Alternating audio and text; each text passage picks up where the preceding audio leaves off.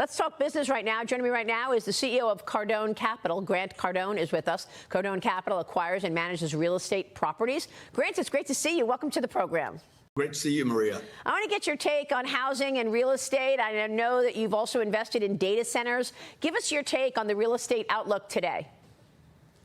Well, we still have a seller's-buyer's gap, Maria, and until interest rates breach 4%, go back to below 4%, you're not going to see the volume necessary to unlock the supply-demand formula, which means basically when rates come down, sellers will finally reduce their prices. That's not happening yet, even despite interest rates spiking above 7%. We still have not seen the price on homes come down and become affordable enough for people to actually buy a home or qualify for a home and instead have been renting. That's why I'm so pro rental apartment communities for investment properties for middle class Americans. Well, and we're going to be focused on rent today when we get the CPI out, because rent has stayed elevated. Grant, what kind of policies do you want to see as a businessman in the coming year? We've been talking about the differences of, Donald Trump versus Kamala Harris. We're waiting on some articulation and a communication of what her policies are. We don't know yet. All we know is what she's done in the Biden-Harris administration. It's been higher taxes and a whole lot of spending.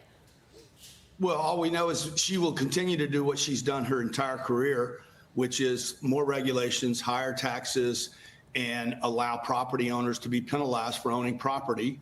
And those that use the property continue to have more and more things that people should be doing right now. I believe apartment communities around America are the single best investment going forward for the next 10, 20, and 30 years.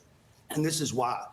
In blue states, you want to avoid those states because of the heavy regulations, the unpredictability of taxes being increased, okay, like overnight. Yep. And the renters having basically more power than the property owner.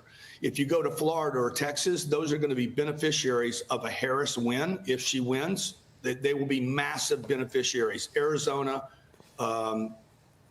Florida for sure, Texas, the Carolinas will be beneficiaries because they protect the property owner.